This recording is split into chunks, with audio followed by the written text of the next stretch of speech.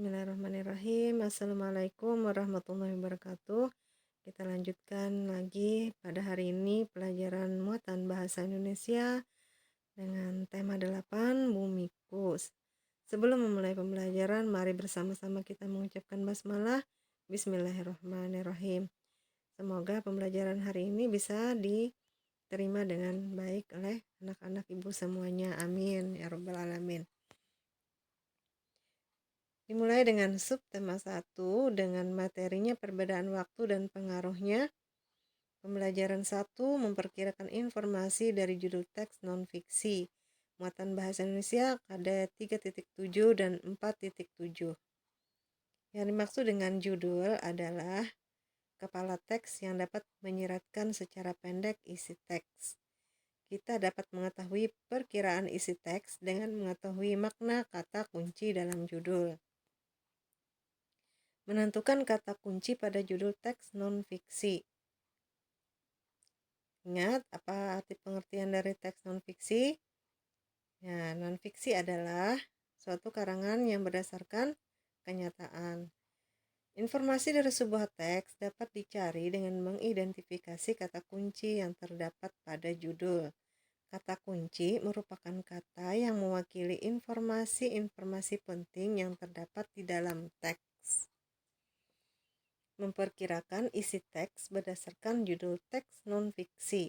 Yang pertama, perhatikan judul teks dengan cermat. Yang kedua, tentukan kata kunci pada judul. Yang ketiga, pahami makna dari kata kunci tersebut. Dan yang keempat, perkirakan informasi yang akan disajikan. Membandingkan perkiraan informasi sebelum dan sesudah membaca teks. Setelah menemukan kata kunci, kamu dapat memperkirakan isi teks hanya dari judulnya saja. Selanjutnya, kamu dapat memperoleh lebih informasi dengan membaca teks yang tersedia terkait dengan judul yang sama. Nah, dengan melihat judul maka bisa memperkirakan isi dari teks. Sebelum membaca teks, kita lihat judul dulu.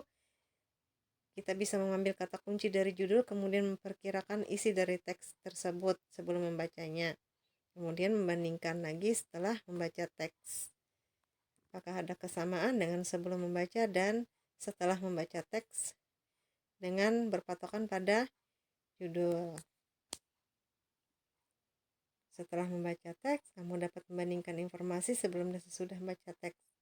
Maka bisa dengan membuat tabel untuk memudahkan. Menemukan kata kunci pada teks non-fiksi. Yang pertama, informasi dari teks dapat ditemukan dengan mengidentifikasi kata kunci dari judul. Yang kedua, kata kunci pada judul teks tersebut dapat ditandai kemudian dicari maknanya. Yang ketiga, dengan mengerti makna dari setiap kata yang ditandai, maka kita dapat menemukan perkiraan informasi teks. Menyajikan informasi dari teks non-fiksi. Yang pertama, tentukan dahulu pokok-pokok pikiran yang terdapat dalam setiap paragraf dalam teks. Yang kedua, pokok pikiran adalah ide utama dalam suatu paragraf yang letaknya ada di awal, atau di tengah, ataupun akhir paragraf.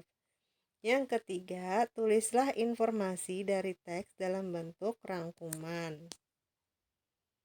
Kemudian kita lanjutkan lagi pada subtema 2, Bumiku dan musimnya, pembelajaran 1 dengan materi mengidentifikasi gagasan utama dari teks. KD 3.8 dan 4.8. Mengidentifikasi gagasan utama dari teks. Yang pertama, bacalah dengan cermat, kemudian mencatat langsung informasi penting yang terdapat di setiap paragraf. Kedua, tulislah informasi penting tersebut dalam bentuk peta pikiran. Menyajikan informasi dalam bentuk peta pikiran. Yang pertama, tentukan kata kunci yang berkaitan dengan informasi yang ingin diketahui. Yang kedua, mulailah membaca teks dari atas, tetapi pusat pandangan mata tidak boleh berpindah-pindah dari kiri ke kanan. Tandailah dan bacalah kalimat yang mengandung kata kunci. Menyajikan informasi dalam bentuk peta pikiran. Saat kita sedang membaca dan menemukan kata-kata sulit, hal-hal yang perlu dilakukan yaitu menggarisbawahi kata tersebut, kemudian mencari tahu maknanya. Setelah kata-kata tersebut kita ketahui maknanya, informasi dari teks menjadi lebih jelas. Kita dapat menyajikan informasi tersebut dengan baik, seperti dalam bentuk peta pikiran. Menuliskan kesimpulan dari teks. Yang pertama, bacalah teks secara menyeluruh. Yang kedua, tentukan gagasan utama teks. Yang ketiga, buatlah kesimpulan dari gagasan utama yang ditemukan. Menjelaskan informasi dari peta pikiran. Yang pertama, bacalah teks secara keseluruhan. Yang kedua, tentukan informasi utama yang ingin dikembangkan. Yang ketiga, catatlah kata kunci dari informasi yang ingin dikembangkan. Yang keempat, kembangkan peta pikiran yang kamu buat menggunakan gambar, simbol, warna, maupun diagram sesuai ide dan kreativitasmu.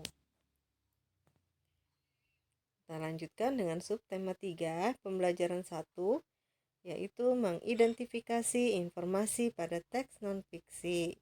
Yang pertama, perkirakan informasi teks hanya dengan memahami makna kata kunci pada judul. Yang kedua, simpanlah perkiraan informasi lalu bacalah isi teks secara keseluruhan. Langkah ketiga, temukan informasi berdasarkan gagasan utama dari setiap paragraf pada teks. Yang keempat, rangkumlah informasi sebelum dan sesudah membaca teks. Menyajikan informasi penting pada teks dalam bentuk visual. Informasi yang telah kita temukan dapat disajikan kembali dalam bentuk visual. Salah satu bentuk visual yang dapat disajikan adalah dalam bentuk gambar. Menuliskan informasi dari teks non-fiksi. Pertama, bacalah teks dari awal hingga akhir secara intensif. Apabila ditemukan informasi penting, garis bawahi kalimat tersebut agar mudah diidentifikasi. Setelah itu, cobalah untuk menemukan gagasan utama dan gagasan pendukung. Yang terakhir, tulislah informasi yang telah kamu peroleh. Menyajikan informasi dalam bentuk visual. Tentukan informasi penting dalam teks. Selanjutnya, rancanglah bentuk visual yang tepat. Kemudian, buatlah visualisasi disertai pemilihan warna, lambang, dan bentuknya untuk menginformasikan isi dari teks.